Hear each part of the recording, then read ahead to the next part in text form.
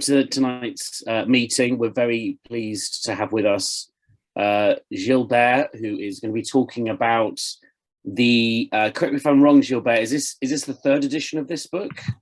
Yeah, no, it's, I mean, there were maybe a second printing, but this is the first new edition, so it's the second edition, and it has a new preface and some little added material, but basically it reproduces the previous book with the new preface. So this is The People Want a Radical Exploration of the Arab Uprising. And the way the meeting will be conducted tonight is the first 20 minutes or so will be myself and Gilbert. I will be asking Gilbert questions, interrogating him on the thesis and analysis of the book in a comradely way, of course. And then when we have exhausted that initial round, we will then open up the floor to contributions, comments, and even criticisms. As I said before, we will be recording the first bit of the meeting, myself and Gilbert talking, and then the second part of the meeting, where there's contributions from the floor, we will stop recording there, so people can feel free to have their cameras on, can speak freely and so on. And then we will record Gilbert's summing up remarks. Gilbert's preferred style is more of a conversational one. So when we do take contributions from the floor, I might take 2 or 3 and then allow Gilbert to come back and answer those ones and try and keep the conversation a bit more fluid. So the topic of tonight's meeting obviously is the Arab uprising, which began around 2011 and is an ongoing process and struggle happening across the Arabic-speaking world. So Gilbert, just the first question I wanted to ask is around what you describe as one of the core arguments of the book, which is the economic situation that the Arabic speaking region finds itself in. You talk in particular about kind of the specific problems that region finds itself. So the Arab uprising is not just the product of the general kind of global problems of neoliberalism and capitalism. There's something specific about the way that capitalism has or has not developed in the Arab region. I was wondering if you could develop that a little bit. Yeah, thank you, Simon, and good evening to everyone. And thank you for organizing this, and to Simon for chairing it.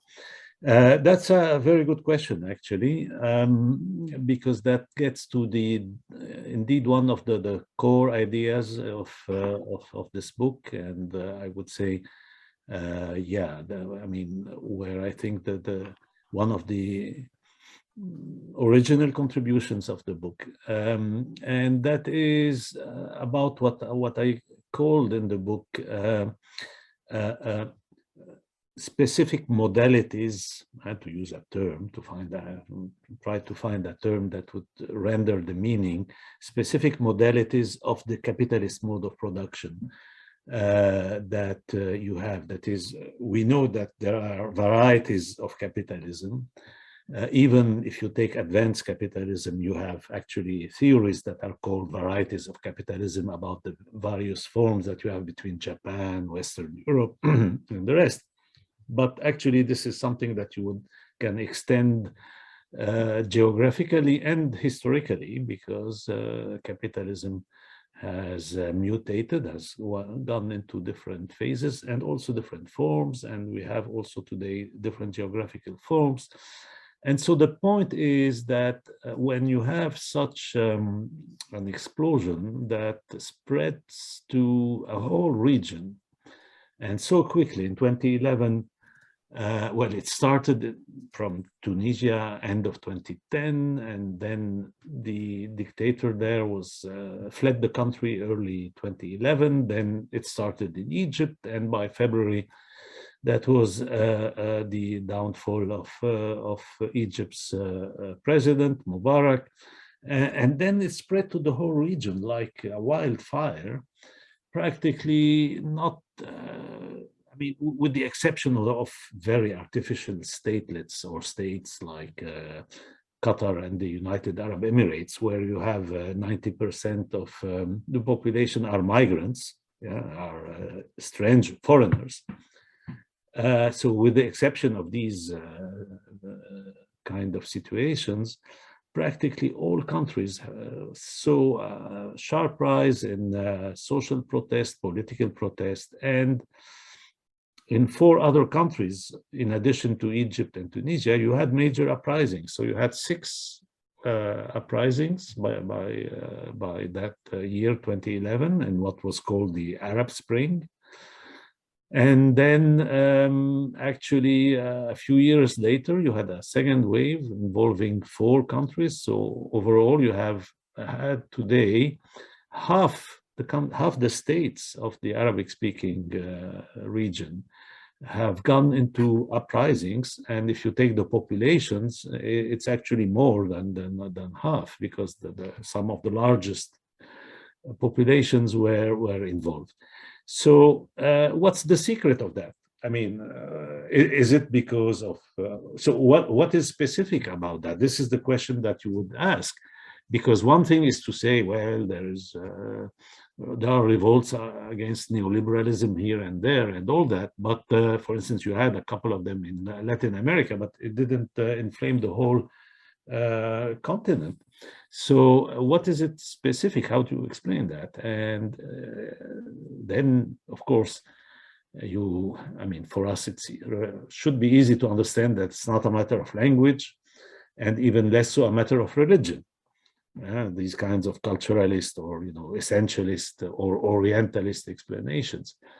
And then the key issue is also, therefore, to see what is in common between these countries that provides a clue to the uprising. And here you would note, I mean, when you work on the region, like in my case, so that was natural for me, because that's what I've been dealing with for very long. You know that, for instance, it's the region with the highest rates of youth unemployment in the whole world, and has been like that among all regions of the world. That's where you have the highest rates of youth unemployment.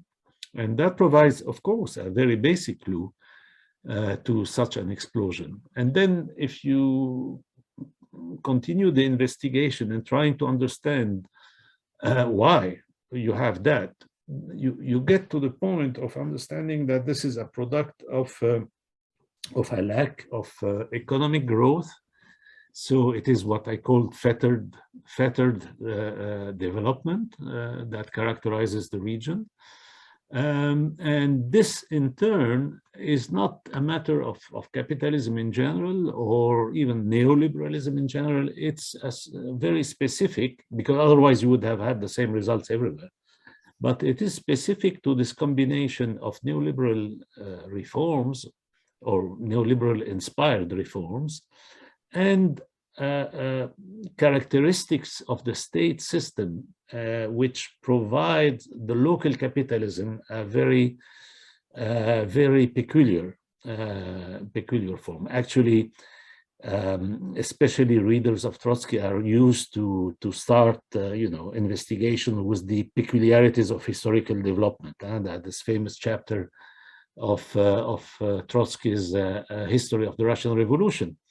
And that's it. That's the kind of method that I applied. That is, what is the peculiarity, if you want, of this region's development that explains this explosion and its regional dimension. And that's it. That's the point of it. The specific kind of capitalism, which is characterized by the existence of rentier state, that is, states that derive a major part of their income from rents, which are mostly natural resources linked rents, like hydrocarbons, oil and gas in the region, of course, but other forms of rents too.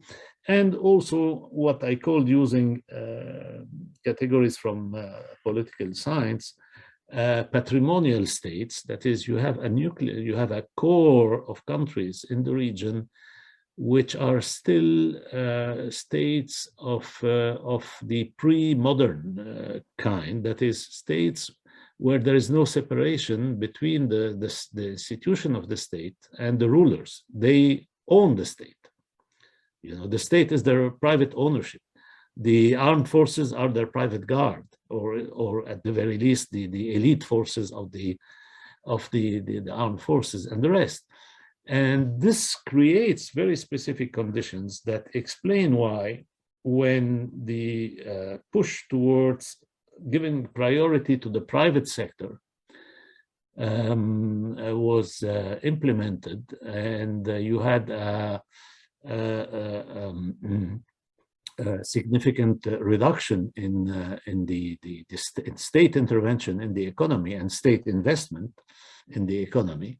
So the role of the state in development. When you had all this, the result has been very slow growth, because private money is not going under such conditions where there is no how to say, predictability of the situation. Private money is not going to invest in long-term kind of projects that may be conducive to development and growth. And that's why you had very slow growth, and therefore massive unemployment. Of course, there are other issues related to that, but we don't have time to get into too many details, but they are discussed in the book.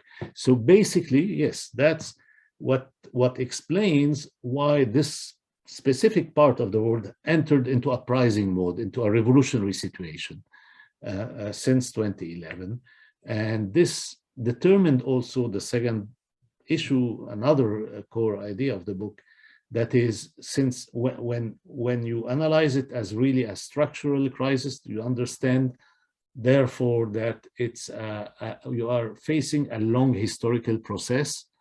It's not a matter of a few weeks and months or whatever. It's a long process because it's a deep structural crisis, and the process won't be halted unless radical change happens, or the other possibility, the dramatic one, even more dramatic than what we have had until now, or you fall into barbarism, if you want. And that's precisely the kind of alternative the region is facing. I thought you made a very interesting analogy in the book with the people's uprisings in Eastern Europe and the collapse of the Soviet Union. Obviously, you're not saying that the processes and dynamics that led to the collapse of the Soviet Union are exactly the same as the ones going on in the Arabic-speaking part of the world, but the way in which when the uprising began in Poland in 1980 and then began to spread throughout the following kind of years and so on, and kind of culminating in a big kind of people's uprising against the regimes. So the similarity in the sense of the feeling of stagnation, the feeling that the government was unable to really resolve the contradictions that it had built for itself. I thought that was a very interesting analogy. Again, not that you're obviously saying they're exactly the same things, but and also speaking to the longevity of the process. I mean, it took years for the Stalinist regimes to fall, and there was kind of advances and retreats and so on. And again, the parallels, if there is a wider revolutionary process going on across the region, a bit like the Arab uprising. Yeah, well, actually, and this is something that also I developed in the sequel to The People Want, which is called Morbid Symptoms: Relapse in the Arab Uprising, which analyzes the setback and the counter-revolutionary phase that developed after 2013. I dwelled on that. I mean, yes, it is the second regional radical explosion after the one that engulfed East Europe and the former Soviet Union in the late 80s and early 90s. However, and as you pointed rightly, you had, I mean, a stagnation in both cases. However, the similarity stops here, because actually and here that would be different from what you just said, we are speaking here of a long process, a historical process in terms of decades, several decades. We're not speaking of a few years. And what was striking about the collapse of the Stalinist system is how quick it was and how relatively smooth it was. And therefore, this induced some kind of expectations when the Arab Spring, as it was called, when it happened, you had expectations of a repeat of the same. And that is, the Arab regimes will fall like, sand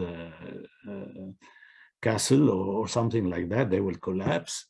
And that will be smooth and relatively easy or peaceful. If you think of the radicality of change from Stalinist systems, bureaucratic controlled, without private property of at least the main means of production. A shift from that into capitalism through even a shock therapy, as it was called. It is amazing how easily this happened, and in some way, this is what Trotsky had foreseen in the betrayed revolution.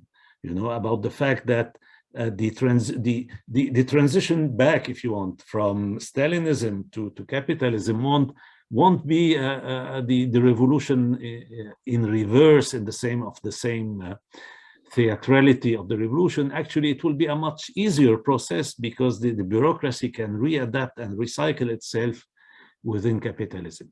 So here you have the major difference. The reason why in Eastern Europe it was so easy, so rapid, contrary to all historical changes of that scope, nothing comparable in history. The reason is precisely because you didn't have there private property. You didn't have propertied classes ruling.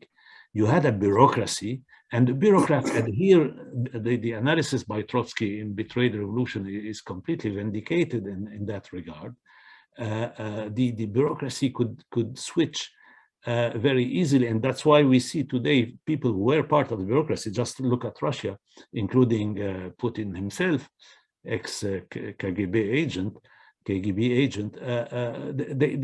recycled themselves and made a lot of money. You have an interesting podcast on The Guardian, I think, about this, the KGB and all that. And they explain to you how the KGB, because they developed a kind of parallel economy, they had to circumvent some limitations imposed by the West.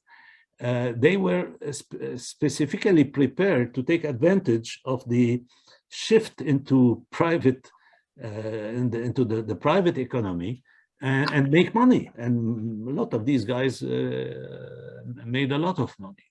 So that shows also therefore how much Trotsky's analysis was correct. And I'm saying here in passing that this shows how superior it is to the state capitalist theory of Cliff, in my view. I mean, we can have debate, but I think that was demonstrated, but how it happened. So if you move to the Arabic-speaking region, you have exactly the contrary. I just said, not only you have propertied classes as you would have in Britain or everyone else, but it is as if the monarchy here in this country was the owner of the state and the economy and could do whatever they want with it, and that's what you have in many of the countries there.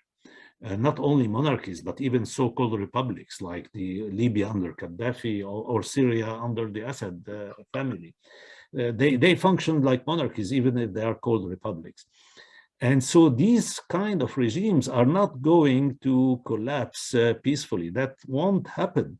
And even when you have semi-institutionalized states like in those countries where the military, the army as an institution rules, which is the case of Egypt, Sudan, Algeria, 3 countries of the region, 3 major countries.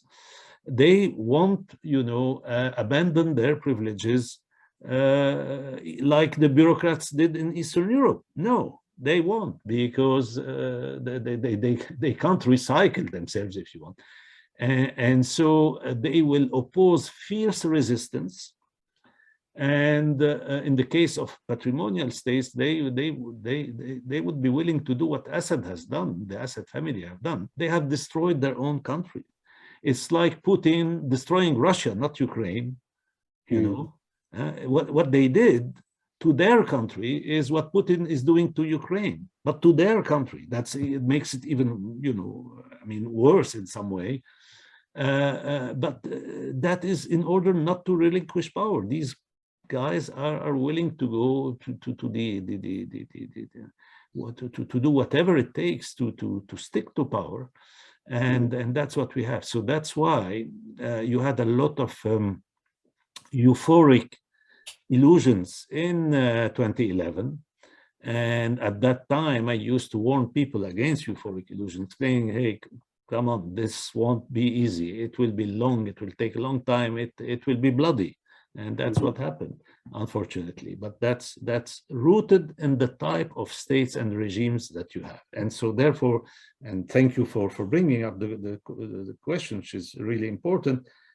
From our comparison between these two cases, we may also draw a lot of conclusions which are very useful. Yeah, I was very struck in the book where you talk about the two main illusions of the Arab Spring, which is the belief that mass non-violent protests would achieve, very serious societal kind of change, which was obviously an illusion, and was seen to be a definitely an illusion in the situation, obviously most seriously Syria, but even in countries which didn't end up into just full-scale civil war, nevertheless still quite a lot of violence from the regime, from the elite guard, from the police, and so on. So that first illusion I thought was interesting, the way that you tackled that. And then, as you said, the second illusion, that the belief that removing the head of state was the same as having a revolution, and indeed the point of the way that that these regimes, and often families, or sort of like networks of families, or people who have been in power and their parents have been in power and their children will be in power, are deeply embedded in incredibly, obviously like relative to the rest of the world, but locally powerful armed states. And as we saw in a lot of the countries where there was a successful removal of a president, that didn't last necessarily, or the old remnants of the regime managed to come back. And so I thought that was very interesting. I just want to ask another question though about the role of Islamist organizations, which obviously is something that is much talked about in Western discourse around kind of anything that happens in the Arabic speaking world. You identify in the book really two waves of uprisings: the initial one in 2011, and then another kind of second round in 2019. Obviously there was other things that happened in between as well, but you very specifically talk about those kind of two waves and the countries in which they happened. What was the role of kind of Islamist organizations in the first round of the revolution, of the uprising, compared to the second one? Okay. Yeah. First, about what you said about the mass action and removal of the president. Yeah. Well, first of all, indeed, the illusion that revolution would be, let's say, relatively smooth and with a limited number of victims was an illusion. That is, one of the slogans that were raised in the uprisings 2011 was, if translated in English, peaceful, peaceful. And the idea that was that that was a kind of way of exorcising the danger of seeing the repressive forces use their weapons, fire on the population. Now, unfortunately, it doesn't work like this. That is, non-violent means may succeed against an enemy that has some moral restraint. But if you use non-violence against an enemy that has no moral restraint, you just end being massacred. That's all. It won't work. And that's the point here. Now there is a difference between the two types of states that I mentioned. That is those that I call patrimonial, which are the monarchies and two or three of the republics in the region that function the same way. And then those that, in the jargon of that I use from political science, that are called neo-patrimonial, that is where you have corruption, nepotism, and all that, but you have some degree of institutional institutionalization of the state. And that's, as I said, I mean, the clearest cases, the easiest to understand, are the three countries ruled by the military. And you can see that exactly the same scenario happened in the three countries. Both in Egypt, Algeria, and Sudan, you had exactly the same scenario. The army removed the president. When the president became, you know, a liability for the military rule, they removed the president. They don't have a problem because, unlike the patrimonial rules, the Assads, the kings and the emirs and all that, it's not family rule. So it's not I mean, the head, the president in the three countries I mentioned was just primus inter pares, as they called, among the military, but he wasn't owning the institution. So the institution removed the president in the three countries. But that was what I call conservative coups. That is, that the coups aimed at preserving the system, preserving the regime. And here they can sacrifice the head of the regime. In the but that would be to keep in safe. And when they are challenged in their in the very essence of the rule, as is the case today in Sudan, they become ferocious. Well, they haven't yet been that ferocious in relative terms, very relative terms in Sudan, but that's because also they are facing a very important popular movement, and the whole world is watching, including Western countries. So that puts some constraints, but they are moving in their coup, in their attempt at bringing back the full military dictatorship. So, in the patrimonial countries, what you have is civil war, as you had it in Syria, as you had it in Libya, and as you would have it in any of the monarchies if an uprising reached the point where the monarchy is threatened. Now, for the Islamic fundamentalist forces, the main embodiment of which is the Muslim Brotherhood, which is a regional organization with branches in all the countries of the region. They indeed played a key role in the first wave of 2011 in the Arab Spring in hijacking the movement. And that was backed by Qatar, by Turkey, and by Washington. The Obama administration saw in them a means to co-opt this whole movement and steer it in a direction that wouldn't be harmful to US interests. And they played that role. Morsi was the president, the Muslim Brotherhood president of Egypt. During his 1 year in as president, was very collaborative with the United States. Now this was defeated not by a revolution, actually, or at least if you could take the case of Egypt, you had a very important popular movement against the Muslim Brotherhood after 1 year. But those who removed them from power and crushed them bloodily are the military. And this opened the way to the reestablishment of order, repressive order in the country, and actually a form of dictatorship that is quite worse than the one that existed before 2011. I mean, Egyptians certainly would have good reason to regret Mubarak today. That's very sad to say it, but what they have, Sisi, is quite worse. Well, that happens. We are used to see in the history of historical revolutionary processes that counter-revolution can be much nastier than the Ancien regime. We have seen that many times in history. Now, in this, so the Muslim Brotherhood were defeated. They were defeated in Egypt. They got defeated in Tunisia soon after. They got defeated with the revolution at the same time in Syria through the intervention of Iran and Russia on the side of the regime.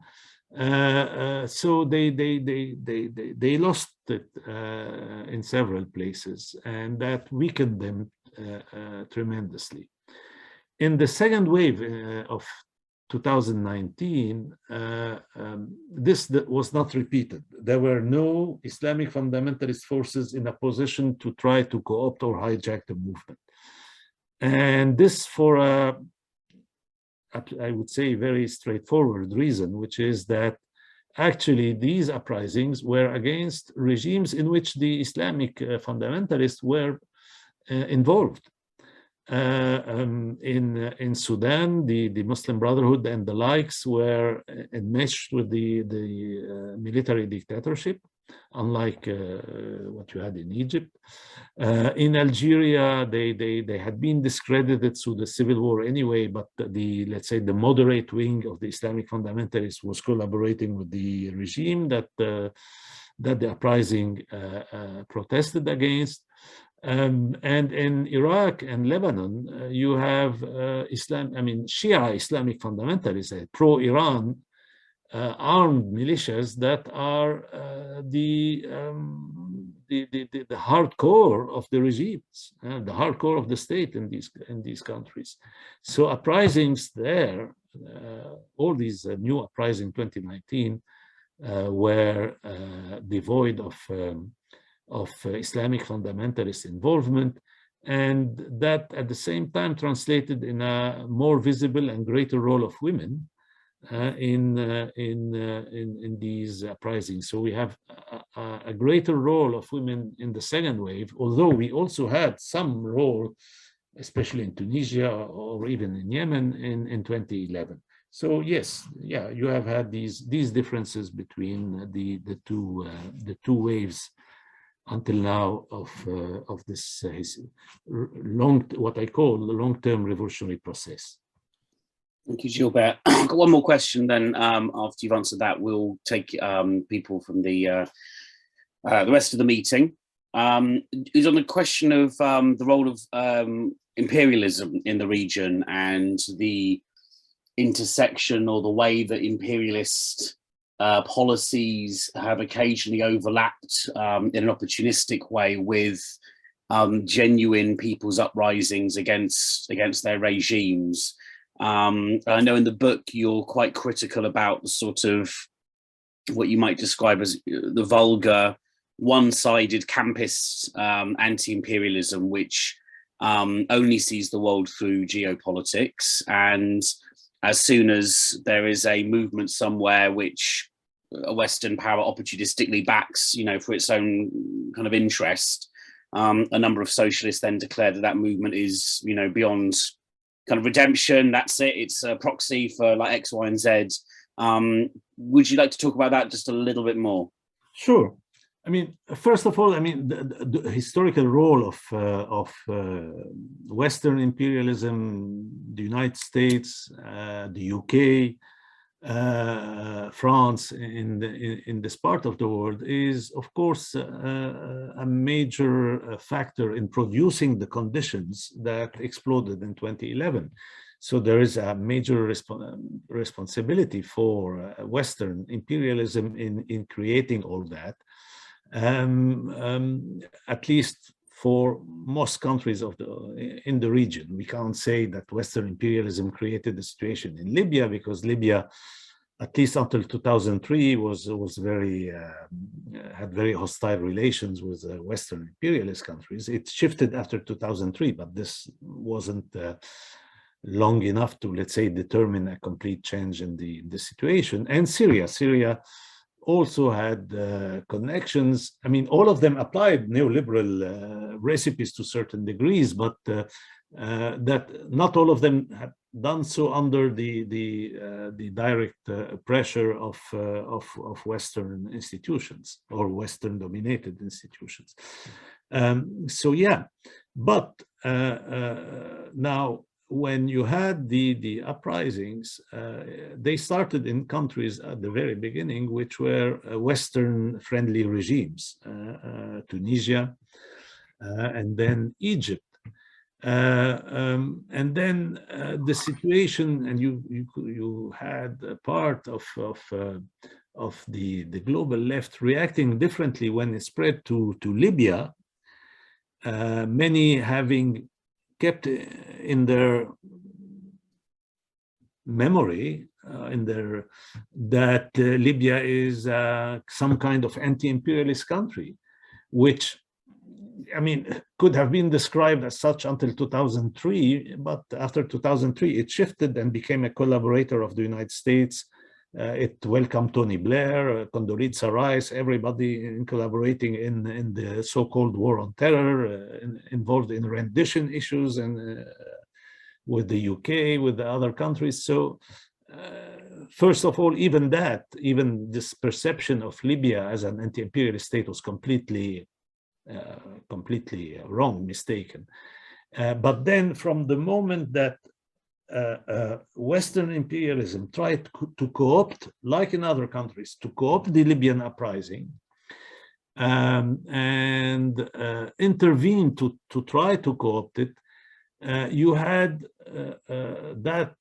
those segments, those neo-campists, as they call them, who shifted into a position of rejection of the uprising itself, not of imperialist intervention. That would be okay, but of the uprising itself, and therefore of kind of support for Gaddafi, which is terrible. And then when in Syria you had the uprisings, very soon you had the same, because Western countries condemned the Syrian regime, called on Assad to step down.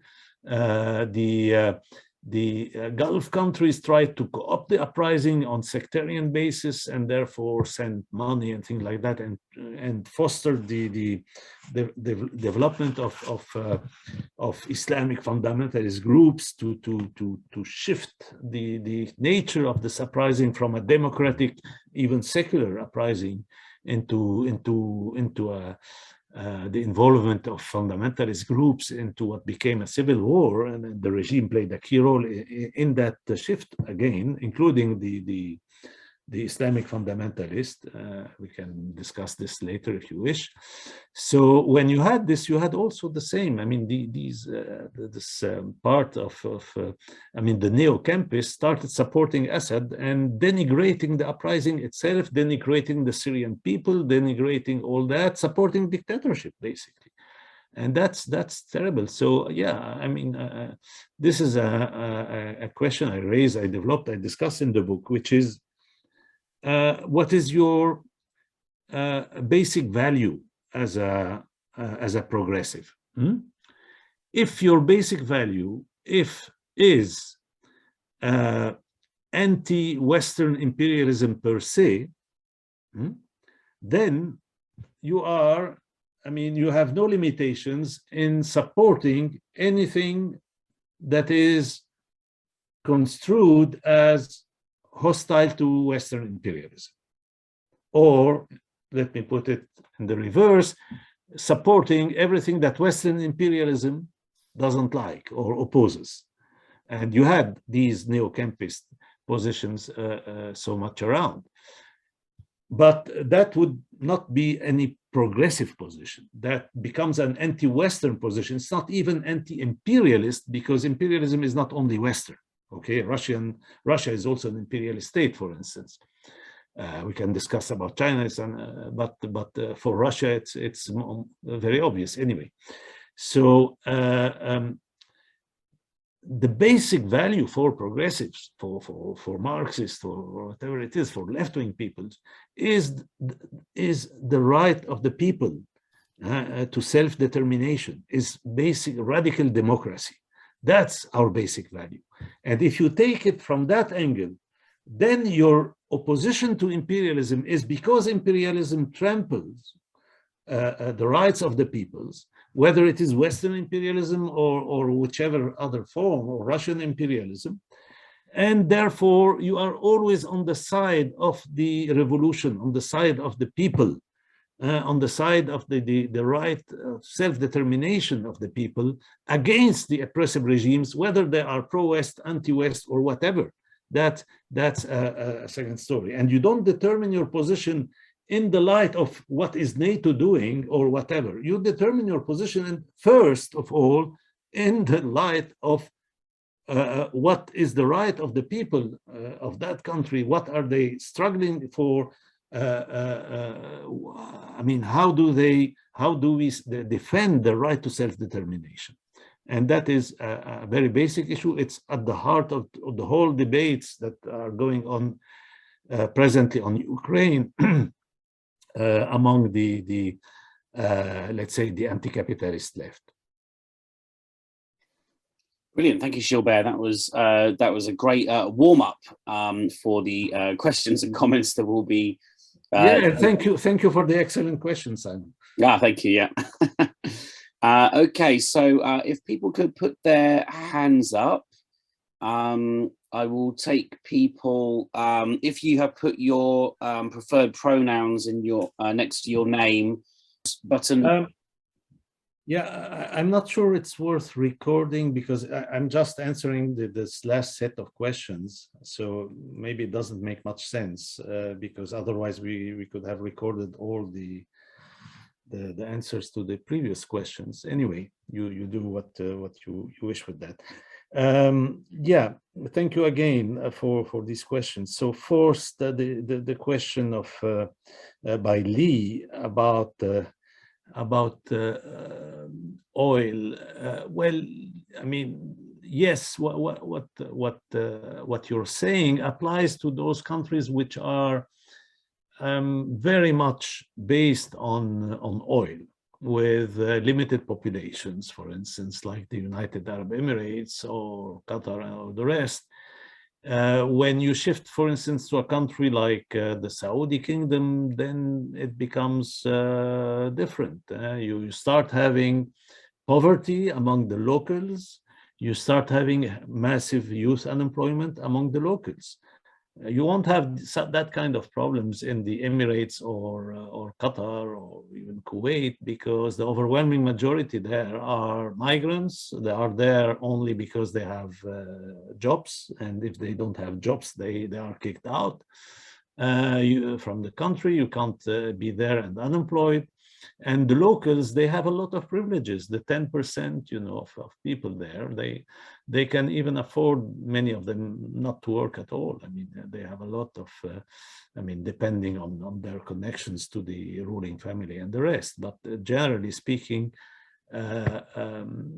this is, well, these are very exceptional situations. But if you shift to countries like Egypt, I mean, Egypt, the Egyptian state has part of its income derived from rents, oil and gas, and also what is called strategic rents. That is whatever the United States and the Gulf countries pay to Egypt, give to Egypt as aid because of its strategic role.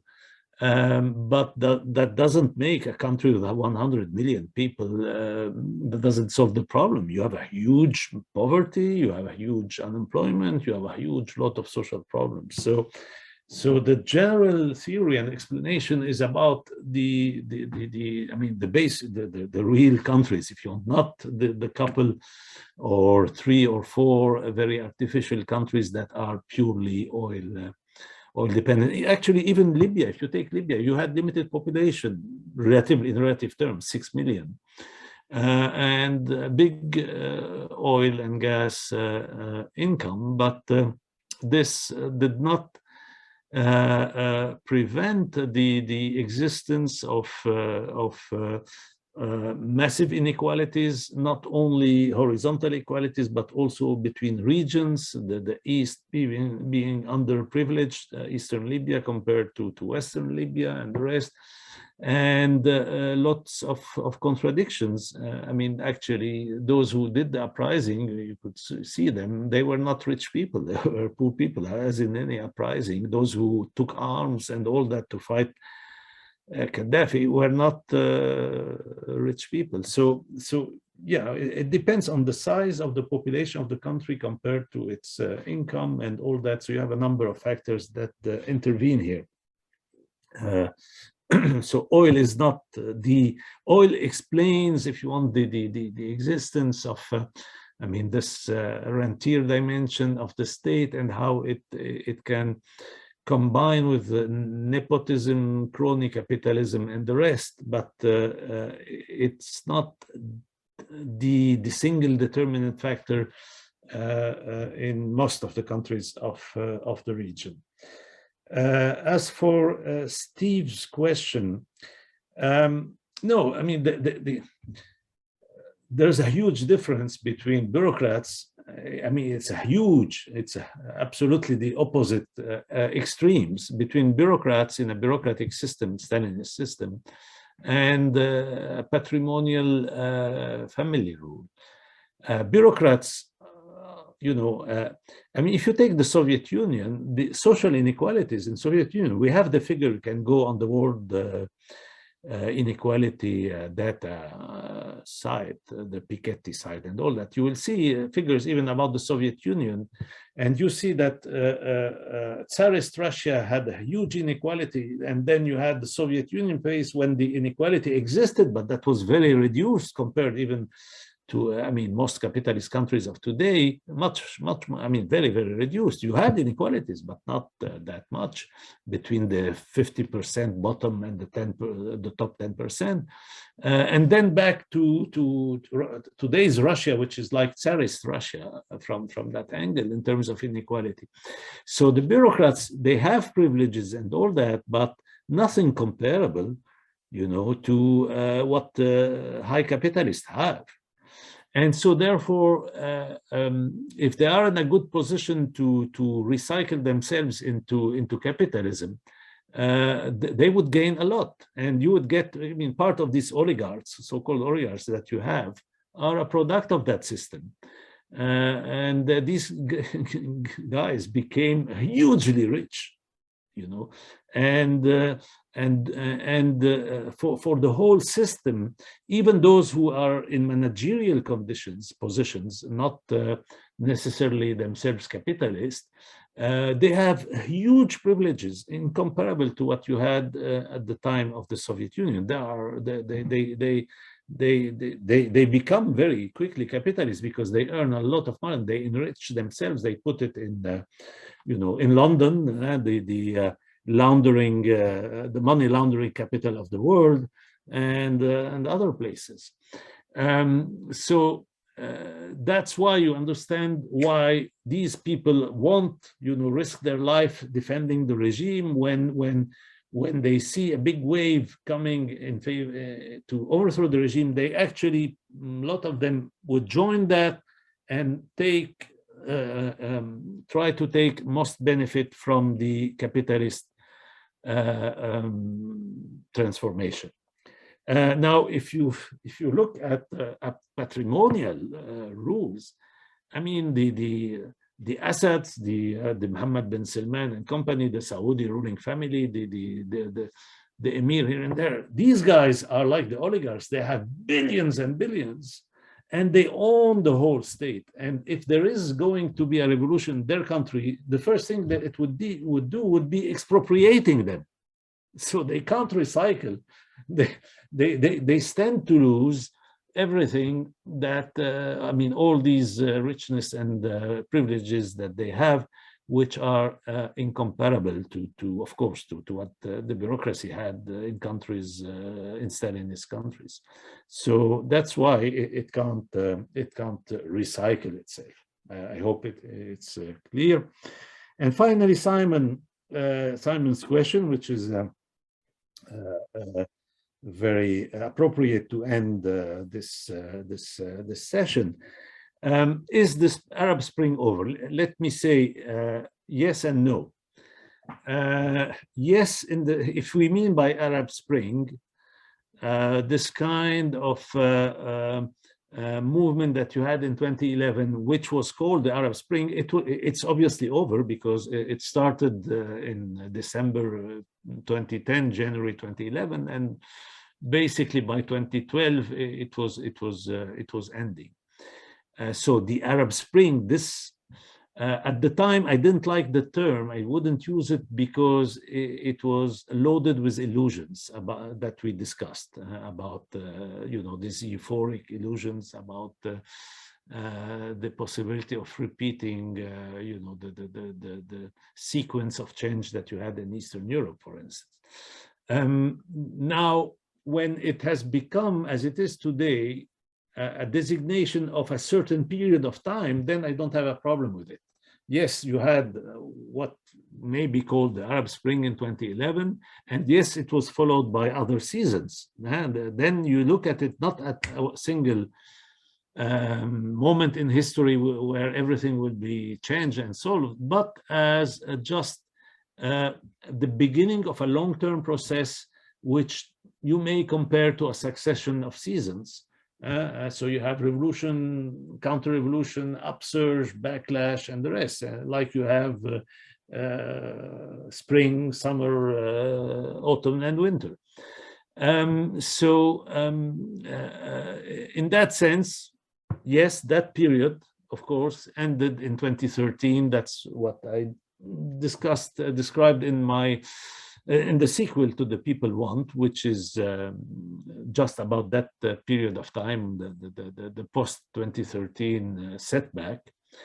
But if we are speaking of not the Arab Spring as a designation for a moment, but as if you are speaking of the long-term revolutionary process that I explained, then of course it's not over. Actually, it's only at the beginning in some way. Even though we've been 11 years now into that, but it will take decades. I mean, if even you think just of the French Revolution, you have already, if you take a historical perspective, you may see it as a protracted process over a century. But even in the narrowest consideration, if you believe that it stops with Napoleon I, then it's already 10 years, a decade of upheaval in France. Now, this is one country. We are speaking here of a region, so the comparison should be with Europe, Western Europe, or whatever, a bigger part of the world. And if you take the shift from absolutism and you know, the monarchical absolutist regimes into modern bourgeois democracies, then that spread over a couple of centuries. You know, so I mean, what you have in the Arab region stands, I would say, between these two kind of historical perspectives.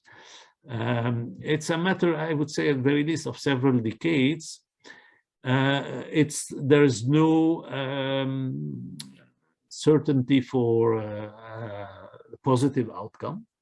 You know, there's no law in history that the best would triumph. That would be misplaced optimism, I would say. maybe in the very long run, but then as Keynes put it, in the long run, we're all dead. So the issue is not here, but it may, I mean, as I said, and it's the famous alternative of socialism or barbarism, if you want. It's either you have radical change, but we know from also experience, socialism is not certain, to say the least. Or you have barbarism as the alternative, or I mean, terrible conditions. And that's what we started having in the region with Syria, with Yemen to a certain extent. These are the two most tragic cases. Libya is much less of a tragedy than these two countries, where the number of dead and all that is far, far superior. So there may be more of that, unfortunately. There may be more also bloody crushing of uprisings and all that. I'm afraid of what might happen in Sudan, because the popular movement is carrying on. That's the only of all the 10 or 11 uprisings that we've had until now, the only one where life I mean, where the impetus is still there. You still have a popular movement fighting, but they can't remove this military lid, that is a very heavy one, that is upon them. And the issue is, of course, the condition will be whether they manage to appeal to the grassroots of the military. That's a very important thing. You know, that was a key issue even in revolutionary strategy from the time of Engels to the Third International. Even in the conditions to join the Third International, you had work in the army, you know, because this issue of winning the hearts and minds of the soldiers in case of revolution, all that is crucial, is absolutely crucial. So that's what we have in the region. It's a long term, it's very far from finished. I keep saying, and I will do it again here, it has become a kind of leitmotif for me. It's a distinction I make between optimism and hope, you know. So it's true that there is no ground for optimism when you look at the situation in that part of the world, and unfortunately not only that part of the world, as we all know. Not real ground for optimism, but there is ground for hope, and that's not the same at all. Optimism is the belief that the best would happen. Hope is the belief that there is the potential for the best. The best is possible.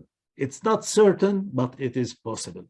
And this belief, the possibility, the potential for the best, is what drives us to borrow another famous formula, to the optimism of the will. You can't have optimism of the will if your pessimism is such that you believe it's hopeless. If you believe it's hopeless, you know, you enjoy your holidays somewhere, but you won't fight, you know. So it is not. It is there is hope, and in the Arab world, a lot. The youth potential is quite impressive. It is there. It has manifested itself in various forms, and it will manifest itself again for sure in the future. And well, the rest becomes classically the ability of that potential to organize itself. And the issue of organization and strategy becomes the decisive issue in that regard. Brilliant, Gilbert. Thank you very much. That was a great discussion. So we have put a link up in the chat for where you can buy the second edition of Gilbert's book. We will email everyone who attended as well with a link which they can buy it. We do heartily recommend it. It's so important as socialists, as progressive-minded people, to understand the background, so what causes revolutions, how they can play out, how they can and also uprisings and how they can gain or be set back.